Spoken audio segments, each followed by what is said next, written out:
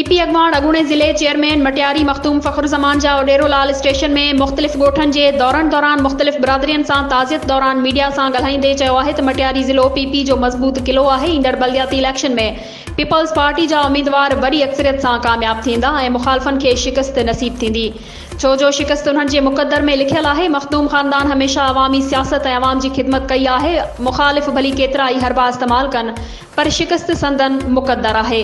उन मौक़े ते मखदूम फ़खरुज़मान पीपी अगवाण मरहूम जलाल मीरजत जे पुट ऐं आसिफ मीरजत जे भाइटे जी वफ़ात ते ॻोठ मौलिदनो मीरजत पहुची आसिफ मीरजत ऐं ॻोठ हुसैन अली शाह फाज़लाणी में सैयद शाहजहान शाह जी वफ़ात ते संदसि पुट सैयद शाहनवाज़ शाह सां ताज़ियत कई। उन मौक़े ते साणस गॾु वॾेरो शाहिद हुसैन हिंगोरो, मोहम्मद हनीफ़ छुटो, रईस इमदाद छुटो, सईद जानी शाह हुसैनी, अकबर भुट्टो, शमन सहतो, रियाज़ साहवाल, सिकंदर छुटो समेत ॿिया केतिरा ई अॻवान साणस गॾु हुआ।